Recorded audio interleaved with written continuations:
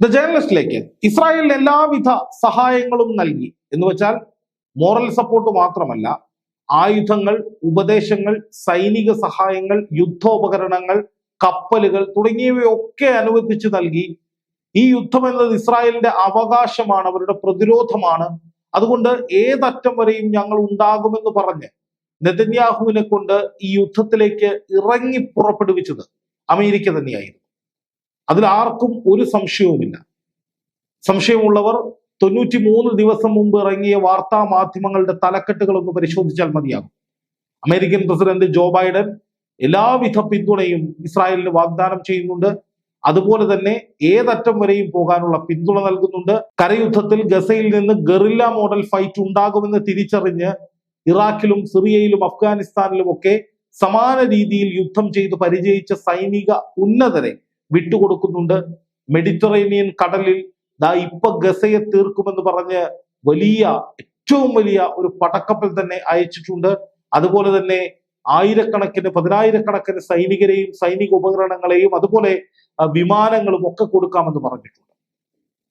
അപ്പോൾ ഈ യുദ്ധത്തിനൊരു പ്രധാനപ്പെട്ട പിന്തുണ, ഊർജം, ഇന്ധനം എന്നൊക്കെ പറയുന്നത് അമേരിക്കയാണ്.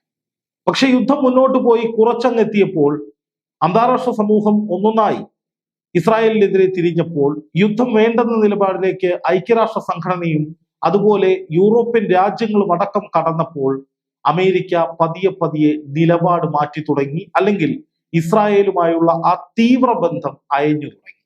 അതിന്റെ പ്രതിഫലനമാണ് അമേരിക്ക പലപ്പോഴും നടത്തിയിട്ടുള്ള വിട്ടുവീഴ്ച പരമായിട്ടുള്ള സംസാരങ്ങൾ. അതായത് ലെബനനെ ആക്രമിക്കാൻ പോകരുത്, ഹൂത്തികളുമായി നേരിട്ടുള്ള യുദ്ധത്തിനില്ല, പാവങ്ങളെ കൊല്ലരുത്, ഗസയിലേക്ക് അടിയന്തരമായി സഹായം എത്തിക്കണം, ഇനിയും സാധാരണക്കാർ കൊല്ലപ്പെട്ടാൽ അത് കണ്ടു നിൽക്കാൻ കഴിയില്ല. അങ്ങനെ അങ്ങനെ അങ്ങനെ നിരവധിയായ വാദങ്ങൾ അമേരിക്കയുടെ പല ഭാഗങ്ങളിൽ നിന്ന്, ചിലപ്പോൾ പെന്റഗൺ ആയിരിക്കാം, അല്ലെങ്കിൽ US state secretary Antony Blinken ആയിരിക്കാം, അതുമല്ലെങ്കിൽ മറ്റേതെങ്കിലും ജോൺ കിർബിയെ പോലെയുള്ള വിദേശകാര്യമന്ത്രിയോ അങ്ങനെയുള്ള പലരുമായിരിക്കും. പക്ഷെ ഇവരൊക്കെ പതിയെ പതിയെ പതിയെ നിലപാട് മയപ്പെടുത്തുന്നതിന്റെ ഒരു കാരണമെന്ന് പറയുന്നത് അന്താരാഷ്ട്ര തലത്തിൽ മാത്രമല്ല, അമേരിക്കയിൽ ഉൾപ്പെടെ ഉയർന്നു വരുന്ന അതിശക്തമായ പ്രക്ഷോഭമാണ്.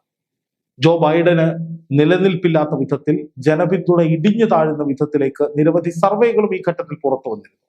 അങ്ങനെ അമേരിക്ക ആദ്യം കൊടുത്തിരുന്ന പിന്തുണയൊക്കെ മാറ്റിക്കൊണ്ട് ഞങ്ങൾ ഗസയിൽ ഇനി രക്തച്ചൊരിച്ചിൽ, സാധാരണക്കാർ കൊല്ലപ്പെടാതിരിക്കാൻ വേണ്ടി പ്രയത്നിക്കുന്നവരാണ് എന്ന മട്ടിലൊക്കെ സംസാരിച്ചു കൊണ്ടിരിക്കുമ്പോഴാണ് മുമ്പ് പലരും പ്രവചിച്ച അപകടകരമായ നിലയിലേക്ക് യുദ്ധം കടക്കുന്നത്. അതായത് അമേരിക്കയെ ടാർഗറ്റ് ചെയ്തുകൊണ്ട് തുടർച്ചയായ ആക്രമണങ്ങൾ ഉണ്ടാവുകയാണ്. അതിൽ ഏറ്റവും പ്രധാനമായി ഇപ്പോൾ പുറത്തു വന്നിരിക്കുന്ന റിപ്പോർട്ട്, സിറിയയിലെ US സൈനിക ബേസിലേക്ക് ഒരു വലിയ അറ്റാക്ക് ഉണ്ടായിരിക്കുന്നു. മിസൈൽ അറ്റാക്ക് ഓൺ US എന്ന് പറഞ്ഞുകൊണ്ടാണ് ഹിന്ദുസ്ഥാൻ ടൈംസ് ഉൾപ്പെടെയുള്ള മാധ്യമങ്ങൾ ഈ വാർത്ത കൊടുത്തിരിക്കുന്നത്. ഇറാഖി പത്രമായ അൽ മൈദീൻ പത്രമാണ് ഈ റിപ്പോർട്ട് പുറത്തുവിട്ടിരിക്കുന്നത് എന്നാണ് പറയുന്നത്. നോർത്ത് ഈസ്റ്റേൺ സിറിയയിലെ അൽ ഒമാർ ഓയിൽ ഫീൽഡ് ബേസ്, ഇവിടെ അമേരിക്കയുടെ ഒരു സൈനിക ബേസ് ഉണ്ട്. അവിടേക്ക് 30ഓളം മിസൈലുകൾ ഒറ്റയടിക്ക് തൊടുത്തു വിട്ടുകൊണ്ട് ആക്രമണം നടത്തിയെന്നാണ് പറയുന്നത്. ഈ ആക്രമണം നടന്നത് ഇറാഖിൽ നിന്നാണ്. ഇറാഖിൽ നിന്നാണ് ഈ മിസൈലുകൾ വന്നത് എന്നും ചില സംഘടനകളാണ് ഇതിന് പിന്നിൽ എന്നുമാണ് അൽ മൈദീൻ റിപ്പോർട്ട് ചെയ്യുന്നത്. സിറിയയിലെ ഏറ്റവും വലിയ എണ്ണപ്പാടങ്ങൾക്ക് സമീപമുള്ള ഒരു പ്രധാനപ്പെട്ട ഒരു ബേസിലേക്ക്, സൈനിക ബേസിലേക്കാണ് ഈ അറ്റാക്ക് ഉണ്ടാകുന്നത്. നമുക്കറിയാം, ഇറാഖിൽ അമേരിക്കയുടെ അധിനിവേശത്തിന് ശേഷം അവിടുത്തെ പ്രധാനപ്പെട്ട ഓയിൽ ഫീൽഡുകൾക്കൊക്കെ സമീപത്ത് അമേരിക്കയുടെ ബേസുകളുണ്ട്. അമേരിക്ക എണ്ണ ലക്ഷ്യം വെച്ചാണ് യുദ്ധം നടത്തിയതെന്നൊക്കെ ആരോപണങ്ങൾ അന്ന് ഉയർന്ന് നമ്മൾ കേട്ടതാണ്. അപ്പൊ അങ്ങനെ അമേരിക്ക വർഷങ്ങളായി കൈയടക്കി വെച്ചിരുന്ന, അമേരിക്കയുടെ കൈവശം ഉണ്ടായിരുന്ന പ്രധാനപ്പെട്ട ഒരു ഓയിൽ ഫീൽഡ് സമീപത്തെ ബേസിലേക്ക് ആക്രമണം ഉണ്ടാകുന്നു. അതിന് കാര്യമായ നാശനഷ്ടങ്ങൾ ഉണ്ടായി എന്നും ഇതൊക്കെ ഡയറക്റ്റ് ഹിറ്റുകളാണ് എന്നും തടയാൻ കഴിഞ്ഞില്ല എന്നും ഈ റിപ്പോർട്ടിൽ പറയുന്നുണ്ട്. അതായത് അമേരിക്കയെ ടാർഗറ്റ് ചെയ്തുകൊണ്ട് ഇറാഖിൽ നിന്ന് ആക്രമണം ഉണ്ടാകുന്നു. അതോടൊപ്പം തന്നെ ഡ്രോൺ സ്ട്രൈക്ക് എന്ന് പറഞ്ഞുകൊണ്ട് 5-ാം തീയതി അവരുടെ ദയർ അൽ സവാർ എന്ന ബേസിലേക്ക്, മിലിറ്ററി ബേസിലേക്ക് 5-ാം തീയതി മറ്റൊരു ആക്രമണം ഉണ്ടായതായും റിപ്പോർട്ട് ചെയ്യുന്നുണ്ട്. ഇറാഖിൽ നിന്നുള്ള ടീമാണിതെന്നാണ് പറയപ്പെടുന്നത്.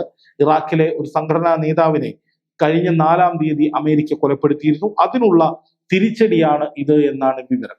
അതോടൊപ്പം അമേരിക്ക ഇസ്രായേലിനെ പിന്തുണയ്ക്കുന്നതിനുള്ള പ്രതിഷേധം എന്ന നിലയിലും ഹൂത്തികൾ കഴിഞ്ഞ ദിവസം അമേരിക്കൻ കപ്പലിന് നേരെ ഡ്രോൺ ആക്രമണം നടത്തിയിരുന്നു. അല്ലെങ്കിൽ ചെങ്കടലിൽ ഹൂത്തികൾക്കെതിരെ അമേരിക്ക നിലപാട് കടുപ്പിക്കുമ്പോൾ അതിനെതിരെ ഹൂത്തികൾ ശക്തമായി ആക്രമണം നടത്തുന്നു. അപ്പൊ അമേരിക്ക പലയിടത്തും ആക്രമിക്കപ്പെടുന്നു. പശ്ചിമേഷ്യയിൽ പലയിടത്തും അമേരിക്കയുടെ സൈനിക ബേസുകളുണ്ട്.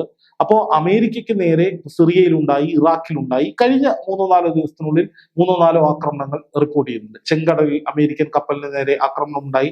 അതായത് ഒരു വശത്ത് ഇസ്രായേലിന് നേരെ ഹമാസും ഹിസ്ബുള്ളയും ആക്രമണം നടത്തിക്കൊണ്ടിരിക്കുമ്പോൾ മറുവശത്ത് ഇസ്രായേലിനെ പിന്തുണച്ച അമേരിക്കയ്ക്കെതിരെ മറ്റു പല കാരണങ്ങൾ കൊണ്ടോ അല്ലെങ്കിൽ ഈ വിഷയത്തിന്മേൽ, ഇസ്രായേൽ ഗസ യുദ്ധത്തിന്മേൽ അമേരിക്കയുടെ നിലപാടിനെതിരായിക്കൊണ്ടോ എന്തായാലും ആക്രമണങ്ങൾ നടക്കുന്നുണ്ട് എന്നുള്ളതാണ് വളരെ പ്രധാനപ്പെട്ട കാര്യം. വീണ്ടും അമേരിക്കയുടെ സൈനിക ബേസിന് നേരെ അറ്റാക്ക് ഉണ്ടാകുന്നു. പശ്ചിമേഷ്യയിലെ പല രാജ്യങ്ങളും ഇപ്പോൾ കണക്ട് ചെയ്യപ്പെടുകയാണ് യുദ്ധത്തിലേക്ക്. അത് അറിഞ്ഞോ അറിയാതെയോ ആകാം. എന്തായാലും യുദ്ധസമാനമായ സാഹചര്യത്തിൽ യുദ്ധം പലയിടത്തേക്ക് വ്യാപിക്കാനുള്ള ഒരു ട്രെൻഡ് കാണുകയാണ്. അത് അമേരിക്കയ്ക്ക് ദോഷകരമായി ഭവിക്കുന്നു എന്നുള്ളതാണ് ഏറ്റവും പ്രധാനമായി ഞാനിതിൽ കാണുന്ന കാര്യം.